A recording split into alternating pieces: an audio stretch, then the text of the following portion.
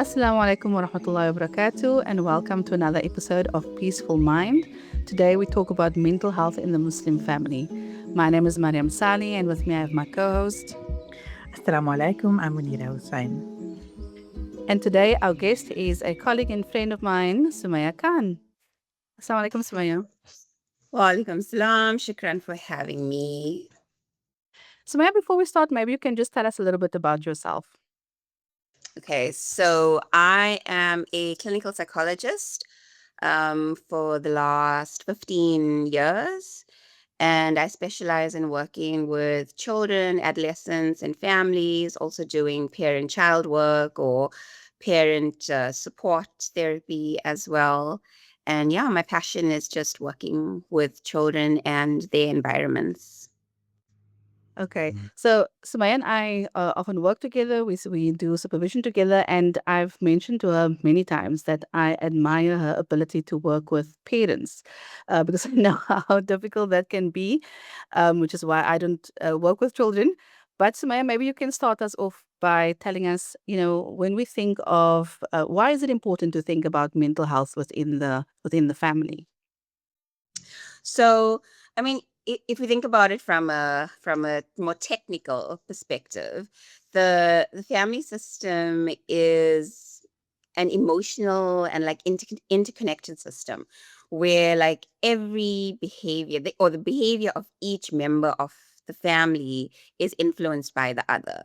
Like the one influences the whole, basically. So you can't ever say that one person's having a problem and that it's not affecting everybody else there as well. It really has a ripple effect because as a family we are all really rooted to one another. So whether it's healthy or happy things that are happening, that affects the family. Whether it's challenges that someone's going through or dysfunctional behaviors or patterns, that's also going to affect the family. So that's why it's really, really important that the family has a good connection and a good grounding so that they can help and support one another. Yeah. So Maya, this is probably even more important in the Muslim community, hey, because we're all about the family. We don't tend to go out with our friends on the weekends or the evenings. We Mhm. go see our cousins or we go see our brothers Yeah. and sisters. Hey, so it's very much a part of who we are as a community.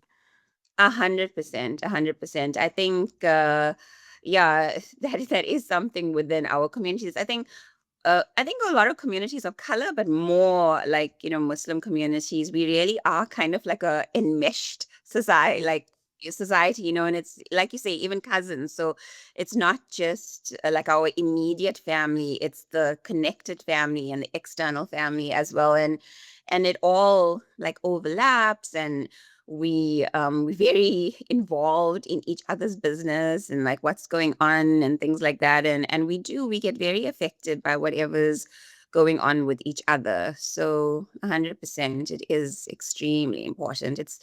I always say like because I predominantly work with children, but they are not in isolation, and whatever they're going through is not in isolation. I often explain it to parents when I meet them for the first time that I'm like the puzzle master, and it's putting all the pieces of the puzzle together, and that they need to understand that what their child's behavior or their challenges that their child is going through is only one small piece of a very elaborate puzzle, and that most of those pieces of the puzzle is made up by the family and what they're exposed to and everybody else involved in their lives. So it is so important that we understand the family as a whole when working, whether it's just with a child or with a family. There's not just one person that Mm. is struggling in that. Yeah.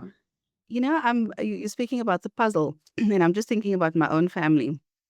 And I think about myself and my husband and how we, our approaches to parenting and what has happened. And I think because I've studied, I'm now looking at things differently. I maybe, growing up, I lean more towards how I was raised and so on. But now, obviously, with new knowledge, you tend to do things differently. And so sometimes we clash in terms of how we approach things, and what I notice is that he still very much parents in the way that he was parented, whereas because I've learned new ways of parenting, I maybe approach things a little differently. Can you maybe talk to that? Because Munira, you mentioned like we very rooted in our families and our community culture, and how sometimes that even comes to the parenting and the ways that we parent and how we parent our children. Yeah, that's such an important point that you're making, and when I work very collaboratively. So when I'm working with a child, so initially I would do an intake with the parents to get the family history. So exactly that, so that I can understand where each parent is coming from. Because by understanding like their backgrounds, their relationships with their own parents, what their upbringing was like, and how they approach parenting now. I mean, I don't think I've ever come across a couple where both parents are like 100% aligned in terms of how to parent and what the expectations of the family and things. Yeah, it doesn't exist. It doesn't exist. It doesn't matter if you've grown up in the same community and same. You think we Muslim or we all of these things, like that doesn't matter. It's like your own family unit has its own history and its own generational stuff that it's carrying. So you will be affected by that. And then you come in as an individual, and so I often talk to parents and help parents understand how to be aligned, but in their own way. Like, I think that's really important. Like, I never and I never wanted to feel, because it's difficult anyway. It's always going to be difficult because you're asking people to change what they're used to, the way that they're used to behaving, and where the shouting is like the norm, or whatever that is. It's like you're trying to help them find a balance that's going to work for everyone within the family. So it is really about trying to help them, but starting from where they're at, and not it's not about telling them that they're wrong or making them feel bad for what they've been doing. And I always remind parents that, when you have a baby, it doesn't come with a manual.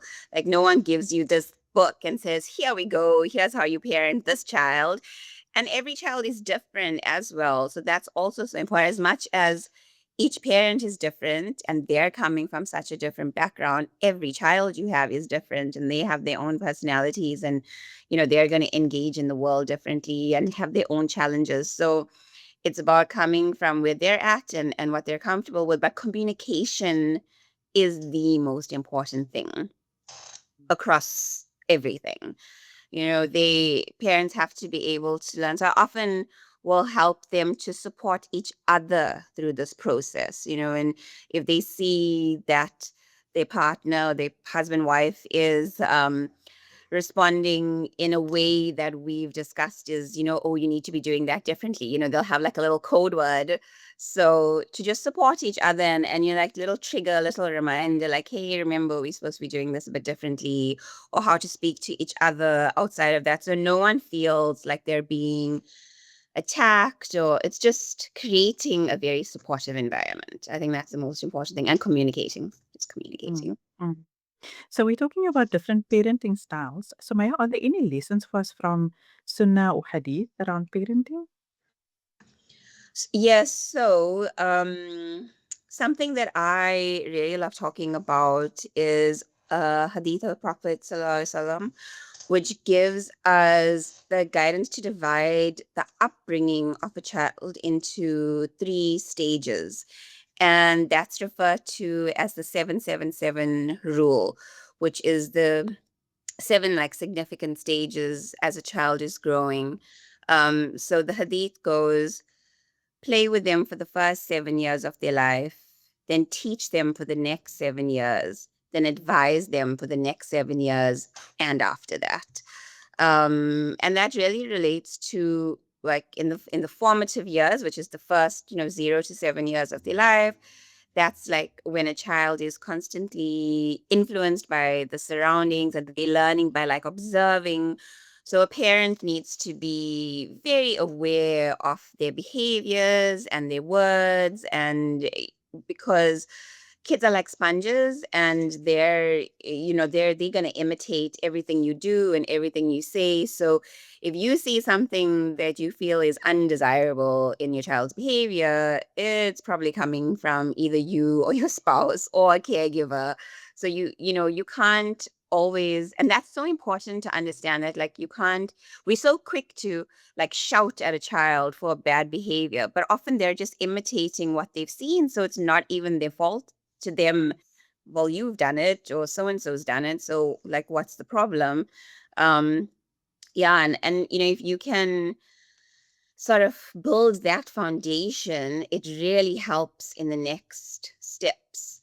And then if we look at the second seven, from So Maya, Mark, age. before you go Yes. on to the next seven, I just want to reflect about my Mm, own training in occupational therapy and about how much we've been taught around the importance of play. Oh my gosh, there's so mm, much in our curriculum about the importance of play, and not play for learning, play for the sake of play. And yes. I know some of my master students have worked on, improving or promoting playfulness in children. So playfulness as Yes. a concept. And often in our community, we focus very much on the teaching, even when they're in those first 7 years. So they must learn their letters, they must learn to read English and Arabic, and they must learn the numbers. They must go to creche when they're 3 years old. And actually, they really just need to play. Yeah, I so agree with beautiful that that. that Yeah. comes from Hadith already, and Yes. from Yes. so many years ago. And now, I mean, OT is not that old. OT is maybe 100 or 200 years old. So this is new knowledge, but beautiful Mhm. that it comes from Hadith and Sunnah from 1400 years ago. Yes. Alhamdulillah. Like they always, that is, hadith in the Quran, that is what we are meant to be following. It's our lessons, it's how to live our life, and everything is there. It's just Everything's that there.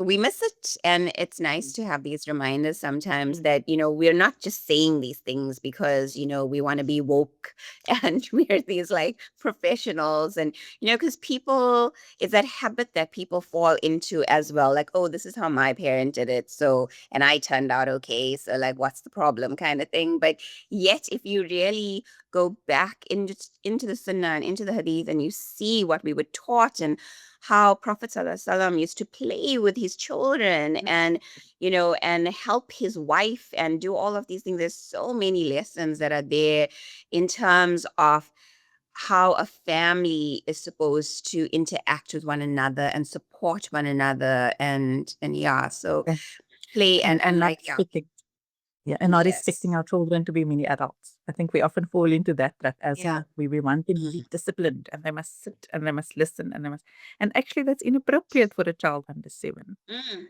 A child under mm, 7 needs to be playing. They need to be dirty. They need to be making noise. That's part mm. of their development. Yeah, I think beautiful, it's mashallah. something. Sorry, Munira. Yeah.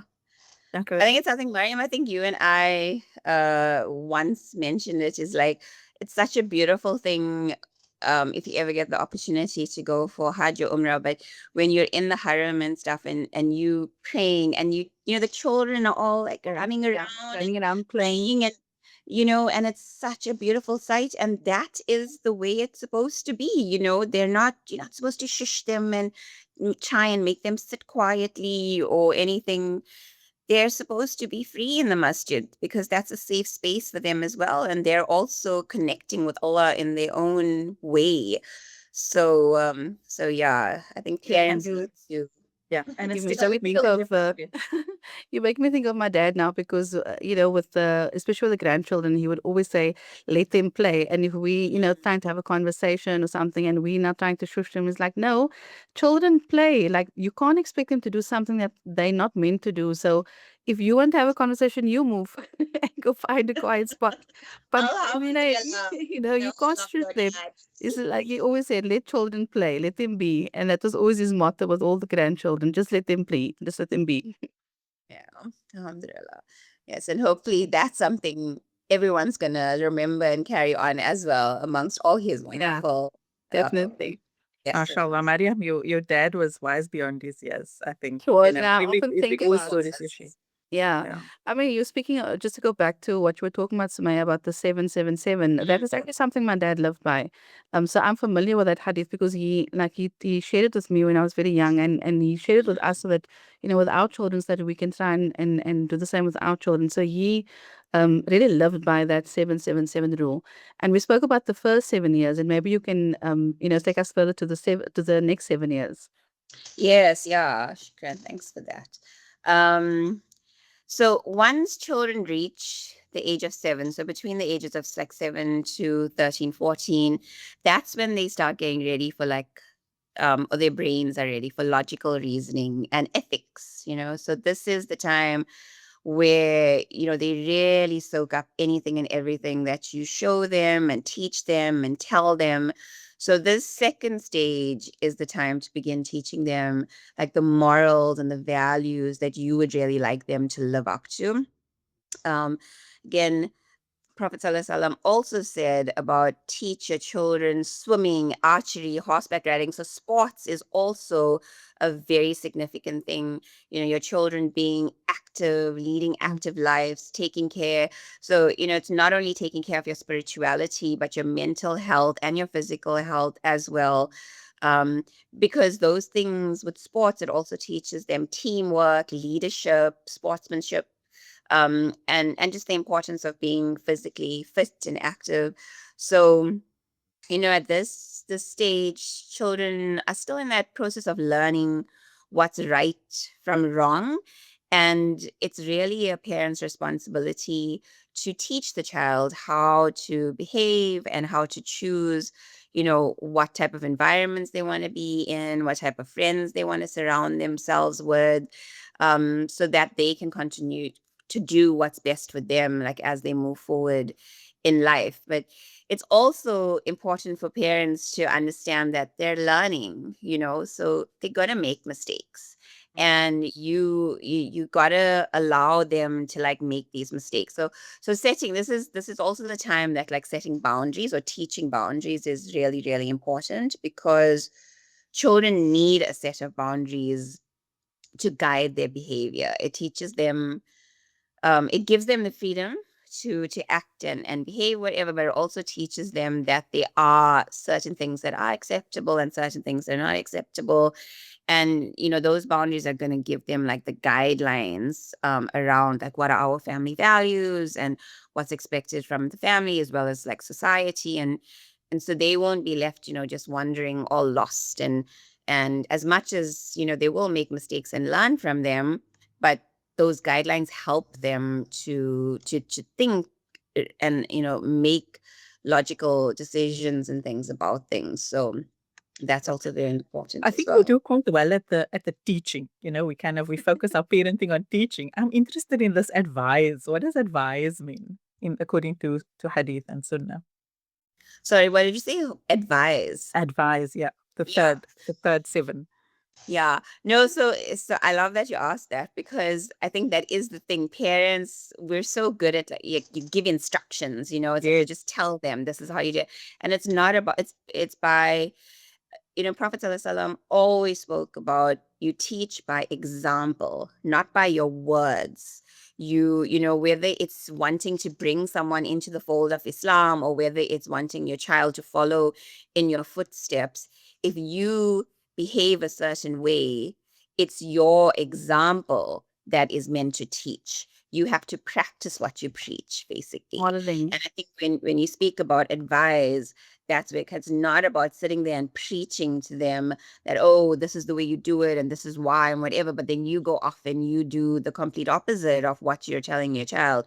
That's what leaves confusion as Yeah. well. So you need to set the example that you want your children to live by, and giving advice. So if they make mistakes and things like that, it's that you let them know that it's okay, that part of life is making mistakes, that we are going to fall, we are going to not be great at things that we try. Especially like with sports and things like that, kids sometimes they want to give up so quickly because they don't get it like immediately. And it's about helping them to see that you got to practice these things, you got to keep going and not giving up. And the more you practice, the better you will get at it. So it's about support. I guess that's the most important thing. It's Yeah.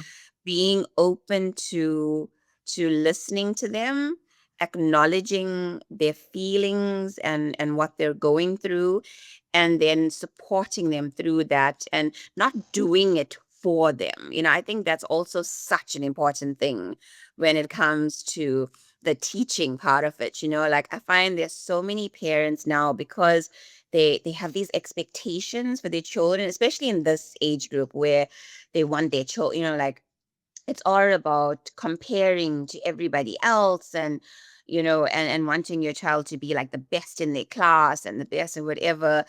And instead of just allowing their kids to do things in their own way and learn in their own way, they will want to take over, want to do their projects for them, or want to tell them what to do or how to do it. And that just creates such a pressured environment, and it's so unnecessary, and your child doesn't learn from that. What they're learning is that, oh, well, if I can't do it, mom and dad will just do it for me. Mm. um so you're not teaching them anything in that. You meant to be like this little nudge at the back that just gives them that Resource. support that helps. Yeah, yeah. I'm just thinking of my own children. I've got a 9-year-old, a 14-year-old, and a 19-year-old. And the 14-year-old is at that stage where, you can't fail him. You can say, these are the options. This is what I would suggest. But, you need to make your own decision. But it prepares them for my 19-year-old is now first year at university, and she very much needs to be making her own decisions. And if she hadn't been given that opportunity, Mm. it would be so difficult at this stage now. And Mariam, as lecturers, we often see this, that our students are not prepared to Not to prepared to. independent thinkers, to And a lot of matter anxiety decisions, around having to advocating for make those decisions. themselves. Yeah, unfortunately, we do need to wrap up now. Sumaya, I just want to ask you Gosh, if the you time goes perhaps so had, quickly. it goes so quickly when you're having these interesting conversations. Sumaya, do you have an example of an activity, perhaps a family-based activity, that our listeners could use to promote mental health? Yeah. I'm so disappointed that the time went by so fast. So much more. We'll just have to have you back. Yeah, no. So I think for me, something I tell every single family that I meet is around family interaction. Communication is key. That to always leave the lines of communication open between parents and children, building trust. It's so important because that can create a safe environment. And one of the best activities to develop this is board games. I just think board games are something that these days is like ignored. It's not focused on enough, and parents don't realize just how valuable that time is. I mean, I know it can be crazy, especially when you have kids of like different ages and trying to find a game that everybody can play and things like that. But it's not about the No. game. Mm, mm, Uno, always Uno. Yeah. But, I think the thing to remember is it is not about the game. It's about that quality time that you sit down and you're face to face with one another and you're engaging. Watching a movie is not engaging. Everybody's focused on their own thing, or even like going out for a meal and things like that. You're not in an environment where you can really talk. Like, that's fine. Sometimes it is, as if you have the rule where, oh, okay, we go out for a meal, there's no phones and no devices, and we actually, sit and talk to one another and things like that. But I promise you, board games is the most powerful way to connect with each other, to just learn, people's little quirks and their personalities, and you laugh and you really, really connect and you have fun with each other. So if there's anything I would advise parents to do, it's to set aside like one day. It doesn't have to be every week. It can be every second week. I know lives are busy where you can say like on a Friday night, it's our board games night, and your kids can have turns to choose, like if you want to get takeouts, and or and then and each can have a turn to choose what board game they're going to play, and it becomes a really fun activity and everyone looks forward to it. And as parents, you're also showing them that we are carving out time that is specifically for you. That quality time, it can't be beat. It's Now priceless. you're I speaking love my that. language now. I I love grew up on that. board games. We grew up on Trivial Pursuit and Pictionary, and there's so many now. 36. There's this Yes. new card game called Taco Coaches. Maybe our listeners can drop the ideas of board games in the comments so Yeah, that we can that all would learn be from each nice. other. Shukran so much, Sumayyah, for sharing your insights and wisdom. It's been absolutely wonderful having you on. We pray for success and barakah in the important work that you're doing. May Allah bless you and your family. And we look forward to having you on again soon. Assalamu alaikum wa rahmatullahi wa barakatuh. Assalamu alaikum wa rahmatullahi wa barakatuh.